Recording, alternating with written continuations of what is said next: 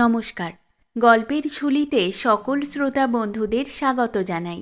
আজ আপনাদের জন্য গল্পের ঝুলিতে রয়েছে প্রভাত কুমার মুখোপাধ্যায়ের লেখা স্বর্ণসিংহ। সে আজ অনেক বৎসরের কথা। ওকালতি পরীক্ষায় উত্তীর্ণ হইয়া আলিপুরে প্র্যাকটিস আরম্ভ করিলাম, কিন্তু মক্কেল জুটিল না। মাস ছয়কাল বার লাইব্রেরিতে বসিয়া অন্যান্য নব্য উকিলগণের সহিত নানাবিধ খোশগল্প করিয়া ক্রমে শ্রান্ত হইয়া পড়িলাম। ভাবিলাম পশ্চিমে যাই, কিন্তু পশ্চিমেই বা যাই কোথায়?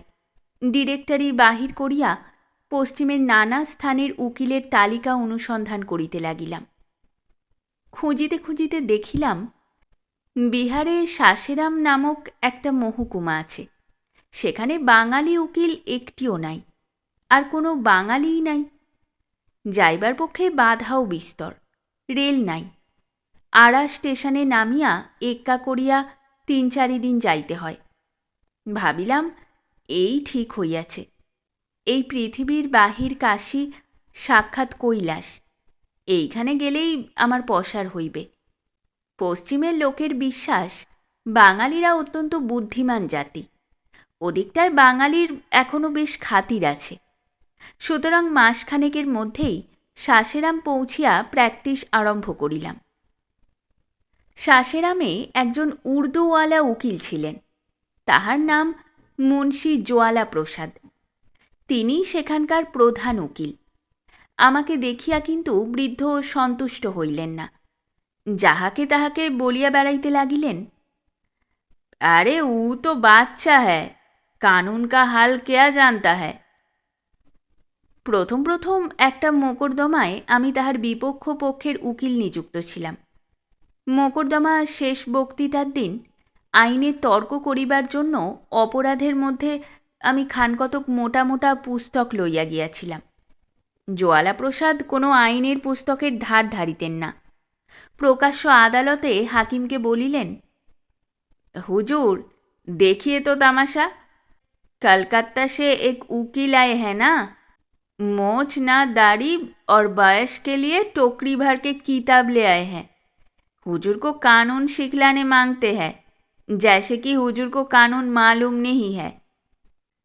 হাকিম একটু হাস্য করিয়া উকিল সাহেবকে বসিতে অনুরোধ করিয়াছিলেন।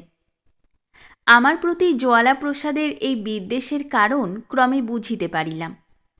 তাহার জ্যেষ্ঠ পুত্রটি পাটনা কলেজে আইন অধ্যয়ন করিতেছিল। সেই ব্যক্তি ভবিষ্যতে সাসেরামের একমাত্র ইংরাজি জানা উকিল হয়, ইহাই মুন্সি জোয়ালাপ্রসাদের বাসনা ছিল। তাই আমাকে দেখিয়া তাহার এত আক্রোশ। অল্পদিনের মধ্যেই আমার পসার হইতে আরম্ভ হইল। একটা বন্ধে কলিকাতায় গিয়া আমার স্ত্রীকে লইয়া আসিলাম। সদর রাস্তার উপর আমার দ্বিতল গৃহখানি। উপরের কক্ষে চিকে ঢাকা জানালাটির কাছে বসিয়া কৌতুকপূর্ণ নেত্রে এই নূতন প্রদেশের নূতনতর জীবন প্রবাহ দেখিতে আমার স্ত্রী ভালোবাসিতেন। একদিন রাজপথে কতকগুলি বালক বালিকারা সমবেত হইয়া নৃত্য করিতে করিতে এই গীতটি বারংবার গাহিতে লাগিল। বাঙালি বিটিয়া কলকাতা মে বেচে তামাকুল টিকিয়া। আমার স্ত্রী তখনও হিন্দি শিখেন নাই। জিজ্ঞাসা করিলেন, ও কি বলছে গো?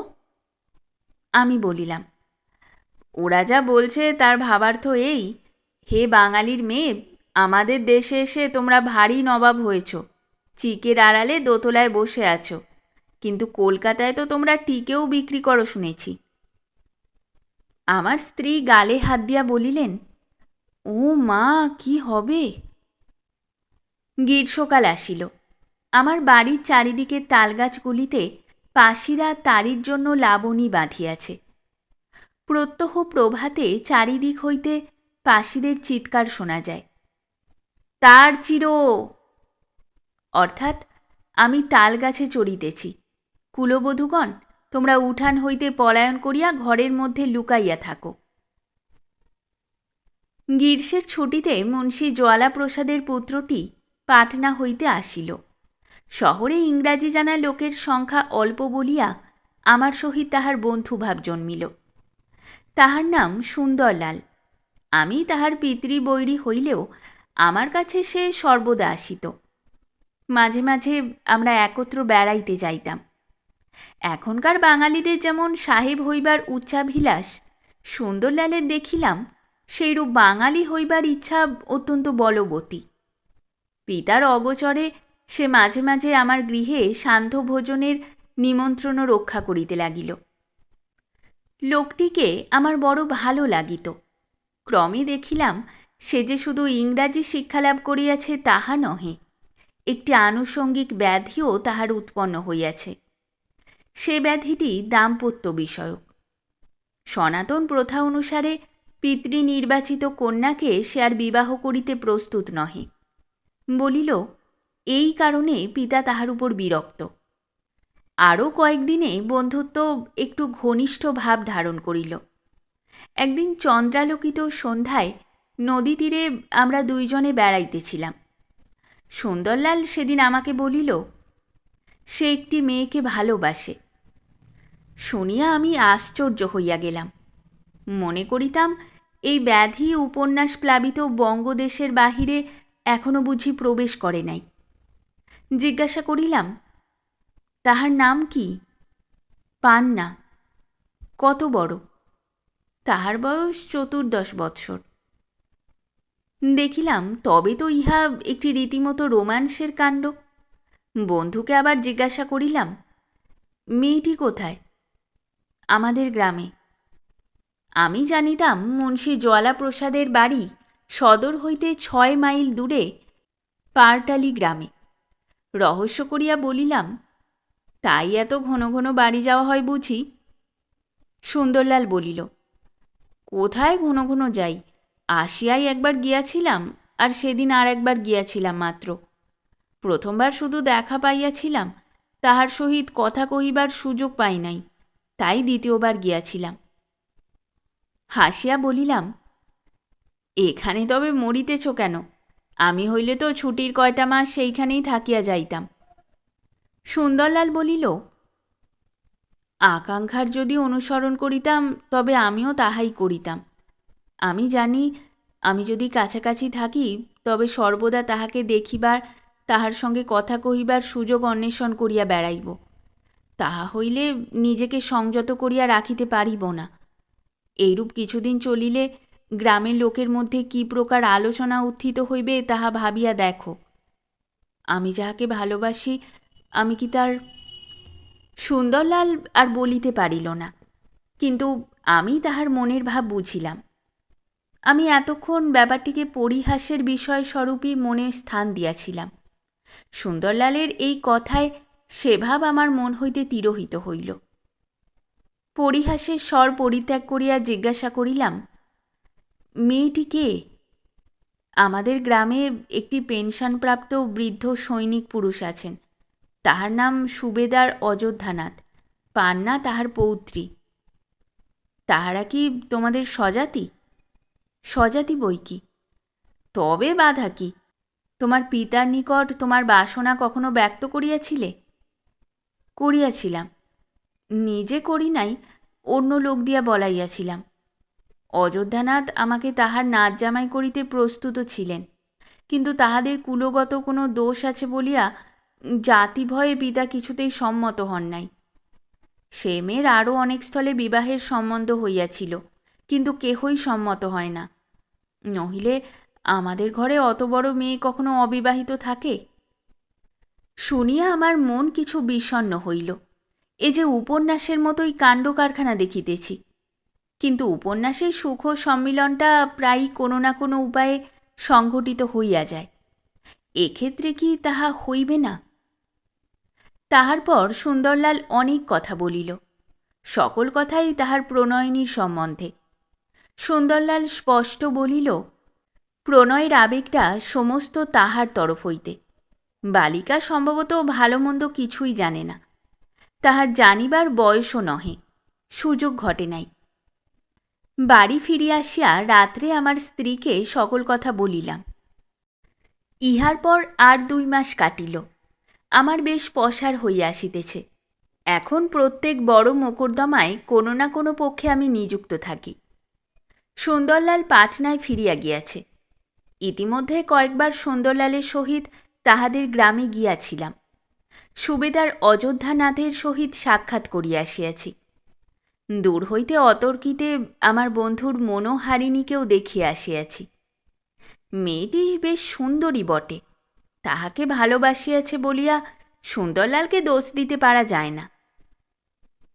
প্রথম যেদিন পাটলি হইতে যখন ফিরিয়া আসিলাম, আমার স্ত্রী সর্বাগ্রে জিজ্ঞাসা করিলেন, পান্নাকে দেখলে? দেখলাম বই কি। কেমন দেখতে গো? জ্ঞানীজনেরা বলিয়া থাকেন, নিজের স্ত্রীর সমক্ষে কখনো অন্য কোনো স্ত্রীলোকের রূপের প্রশংসা করিও না, করিলে বিপদের সম্ভাবনা আছে। তাই সাবধানতা অবলম্বন করিয়া বলিলাম, দেখতে মন্দ কি? স্ত্রী বলিলেন, তবু কীরকম দেখতে? কীরকম রং? মুখ চোখ কীরকম?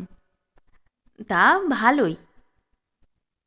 আমার উত্তরে আমার স্ত্রী সন্তুষ্ট হইলেন না, আবার জিজ্ঞাসা করিলেন, খুব সুন্দরী? পূর্ববৎ সাবধানতা অবলম্বন করিয়া বলিলাম, কি জানি, অত বুঝি সুঝি নে। গৃহিণী বলিলেন, আহা, কথার স্ত্রী দেখো, কচি খোকা কি না, কিছু বোঝেন না। আচ্ছা, একটা কথা জিজ্ঞাসা করি, তুমি যদি সুন্দরলাল হতে তাহলে তুমি ভালোবাসতে কি না? আমি দুষ্টামি করিয়া বলিলাম, কাকে? তোমাকে? শ্রীমতী রাগিয়া বলিলেন, গা জ্বালা করে কথা শুনে। পান্নাকে, পান্নাকে। আমি যদি সুন্দরলাল হতাম? হ্যাঁ গো হ্যাঁ, একটা কথা বুঝতে পারো না, এত পাশ করলে কি করে? এরূপ প্রশ্নের উত্তরে কি বলিতে হইবে জ্ঞানীজনেরা তাহার কোনো নির্দেশ করেন নাই। সুতরাং কপাল ঠুকিয়া বলিলাম, তা বাসতাম বোধ হয়। কপাল ঠুকিয়া বারুদের বাক্সতে দিয়াশলাই ধরাইয়া দিলাম না কেন? ফল ইহা অপেক্ষা গুরুতর হইত না। অনেক কষ্টে মান ভাঙাইলাম। মানান্তে তিনি পান্নার পরিজনাদি সম্বন্ধে যে সকল প্রশ্ন জিজ্ঞাসা করিলেন, প্রায় সকলগুলিরই সন্তোষজনক উত্তর দিতে সমর্থ হইলাম। সুবেদারজি লোকটি বড় ভালো, ওই কন্যাটি তাহার সর্বস্ব। বলেন, ইচ্ছা করিলেই এখনই তাহার বিবাহ দিতে পারেন, কিন্তু মেয়েটিকে পরের হাতে সমর্পণ করিয়া দিয়া কি লইয়া থাকিবেন? আজীবন তিনি যুদ্ধ ব্যবসা করিয়া কাটাইয়াছেন। তাহার অনেক গল্প করিলেন। আষাঢ় মাস, রাত্রেই গভীর নিদ্রায় মগ্ন ছিলাম। সহসা কি একটা শব্দে নিদ্রা ভঙ্গ হইল। কান পাতিয়া রহিলাম। দরজার বাহির হইতে শব্দ আসিল, বাঙালি বাবু, এ বাঙালি বাবু। আমার নাম এখানে অল্প লোকেই জানে। সাধারণে আমি বাঙালি উকিল অথবা বাঙালি বাবু বলিয়াই পরিচিত। পুনশ্চ শব্দ হইল, বাঙালি বাবু, এ বাবুজি। আমি, কন হ্যায় বলিয়া বিছানায় উঠিয়া বসিলাম। যারা বাহার তো আইয়ে। আমার স্ত্রীও জাগিয়া উঠিলেন, বলিলেন, কোনো অমঙ্গলে টেলিগ্রাম এসেছে বুঝি। বাতি জ্বালাইয়া চটি জুতা পায়ে দিয়া বাহির হইলাম। জ্যোৎস্না রাত্রি, কিন্তু আকাশে অল্প মেঘ ছিল, তাই জ্যোৎস্না ম্লান দেখাইতেছিল। তালগাছগুলি কাঁপাইয়া সনসন করিয়া বাতাস বহিতেছে। উঠানের পার্শ্বে টগর গাছে এক গাছ ফুল ফুটিয়া রহিয়াছে। সদর দরজা খুলিয়া দেখি একটি অপরিচিত ব্যক্তি দাঁড়াইয়া আছে। কে তুমি? লোকটি বলিল, মোহাক্কেল। এত রাত্রে কেন? একটি বৃদ্ধ মৃত্যুশয্যায় শায়িত, উইল করিতে হইবে, এখনই না গেলে নয়, ভোর অবধি তাহার নিঃশ্বাস থাকিবে কিনা সন্দেহ। কত দূর যাইতে হইবে?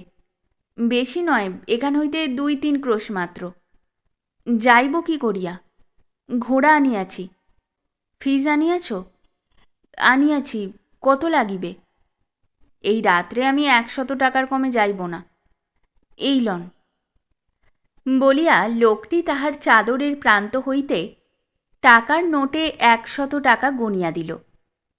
আমি তাহাকে কিঞ্চিত অপেক্ষা করিতে বলিয়া বাটির ভিতরে প্রস্তুত হইতে গেলাম।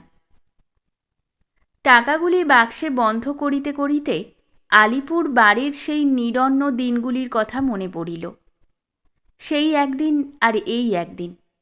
তখন সারাটা দিন কাছারিতে হত্যা দিয়া পড়িয়া থাকিয়াও মক্কেল দেবতার দর্শন পাওয়া যাইত না। আর এখন সেই দেবতা 2 প্রহর রাত্রে আসিয়া হাঁকাহাঁকি করিয়া ঘুমটুকু নষ্ট করিয়া দিল।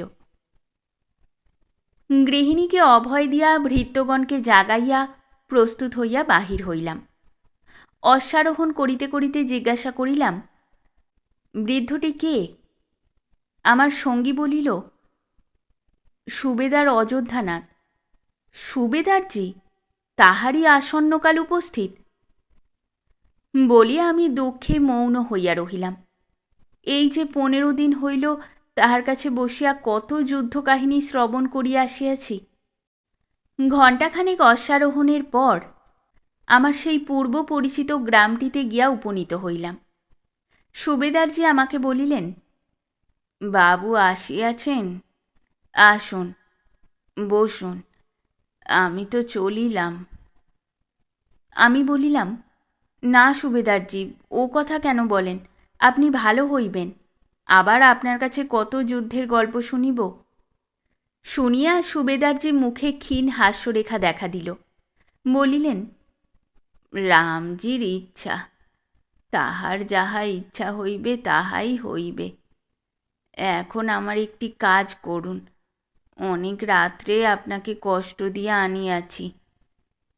আমি বলিলাম, আজ্ঞা করুন। সুবেদারজি বলিলেন, আপনি জানেন বোধ হয় আমি নিঃসন্তান। আমার একটি মাত্র পুত্র ছিল, সে বীরের ন্যায় যুদ্ধক্ষেত্রে প্রাণ দিয়াছে, স্বর্গে গিয়াছে। হতভাগ্য আমাকে রোগশয্যায় প্রাণত্যাগ করিতে হইল।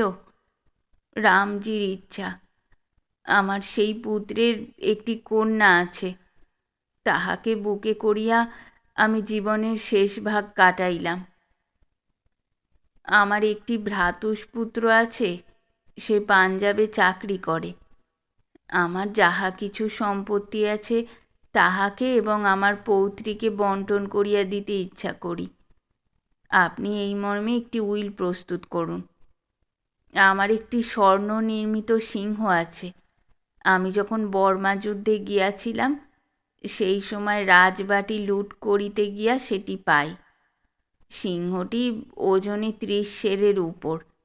সোনাটার দাম প্রায় 50,000 টাকা হইবে।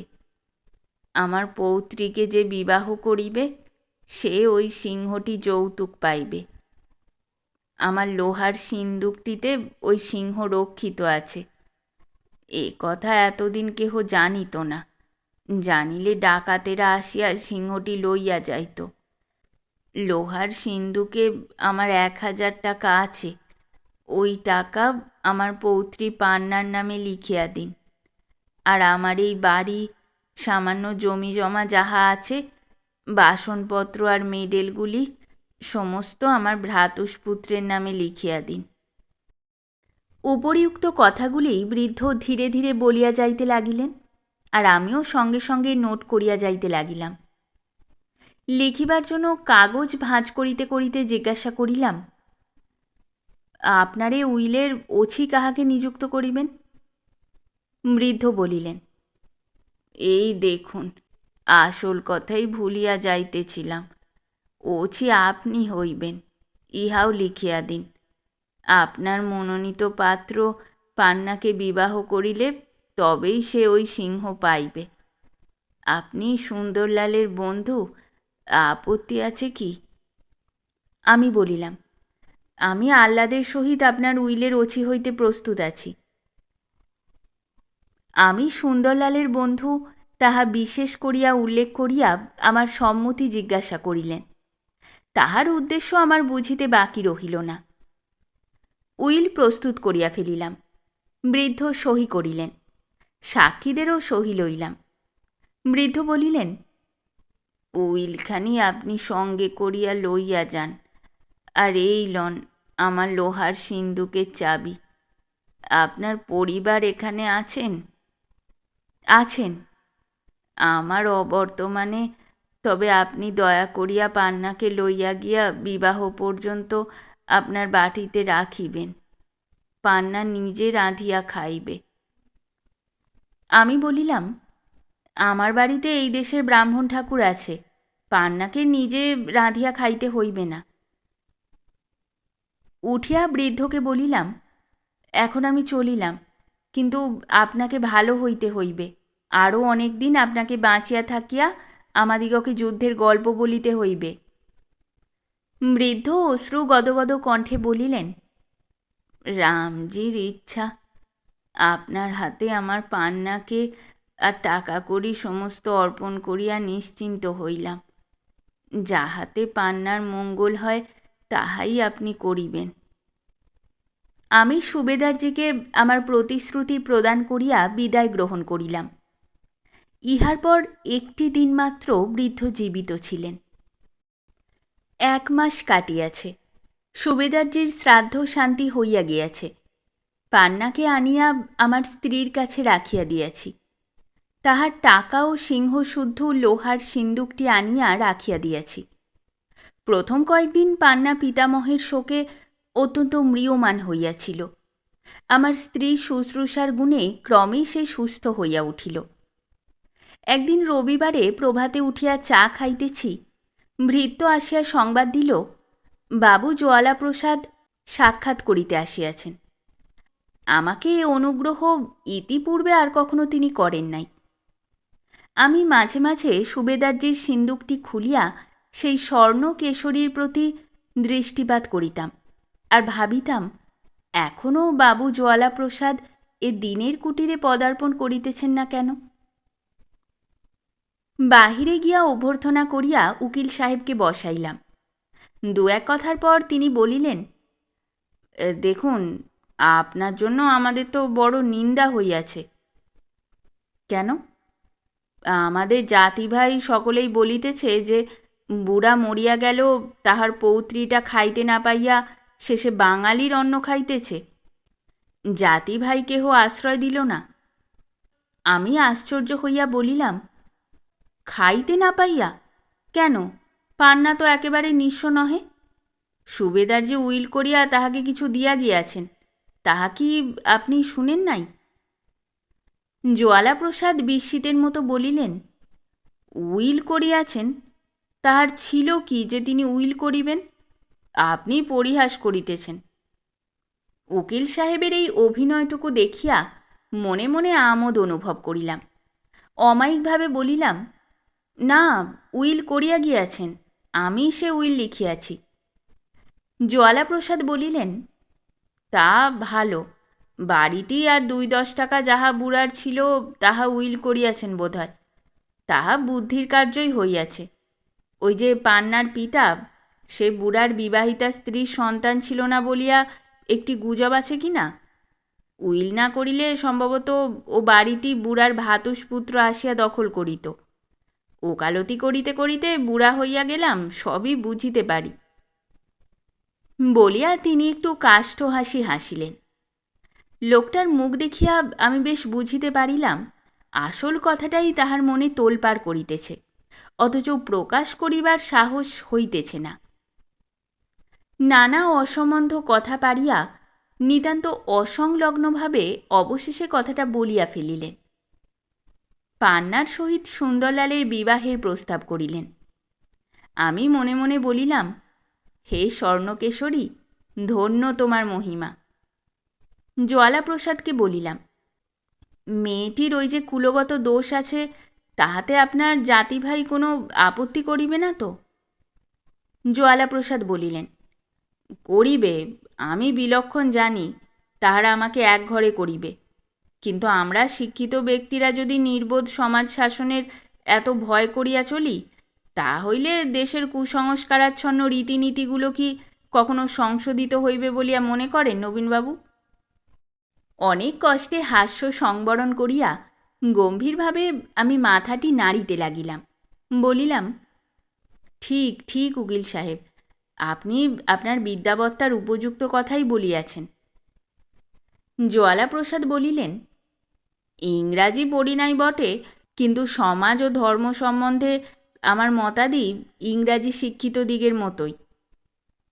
আমি পূর্ববৎ গম্ভীরভাবে বলিলাম, তা বটেই তো, তা বটেই তো। জ্বালাপ্রসাদ বোধহয় মনে করিলেন তাহার এ ভণ্ডামিটুকু আমি ধরিতে পারি নাই, তাই উৎসাহিত হইয়া বলিলেন, আচ্ছা নবীনবাবু, আপনি তো সুন্দরলালের সঙ্গে বিশেষ বন্ধুত্ব স্থাপন করিয়াছেন। একটা কথা আপনাকে জিজ্ঞাসা করি। আমি সম্প্রতি শুনিলাম সুন্দরলাল পান্নাকে বিবাহ করিবার জন্য পাগল, তাহা সত্য কি? সত্য। জ্বালাপ্রসাদ উৎসাহের সহিত বলিলেন, তবে আমার মনে সকল দ্বিধাই এখন কাটিয়া গেল। হোক পান্না কুজাতি, হোক সে অর্থহীনা, আমার পুত্র যাহাকে হৃদয় সমর্পণ করিয়াছে, আমি তাহাকে পুত্রবধূ করিব। আমার পুত্রের সুখ বড় না আমার জাতি বড় নবীনবাবু? হাস্যের এত প্রচণ্ড শক্তি রোধ করিবার ক্ষমতা আমার আছে, পূর্বে তাহা জানিতাম না। পূর্ববৎ শান্তভাবে বলিলাম, অবশ্য আপনার পুত্রের সুখই বড় উকিল সাহেব। জ্বালাপ্রসাদ বলিলেন, তবে আপনার মত আছে? আমি কিয়ৎক্ষণ চিন্তা করিবার ভান করিলাম। জ্বালাপ্রসাদের মুখ কালিমাময় হইয়া আসিতে লাগিল। তার মনে হইল, তবে বুঝিবা আমি অমত করি। আমাকে নিরুত্তর দেখিয়া জ্বালাপ্রসাদ বলিলেন, সুন্দরলাল যখন আপনার প্রিয় বন্ধু, তখন অবশ্যই তাহার শুভ ইচ্ছা আপনি করিবেন। শেষে আমি বলিলাম, আমার মত আছে। শুনিয়া স্বর্ণলোভী বৃদ্ধ আনন্দে যেন অধীর হইয়া উঠিলেন।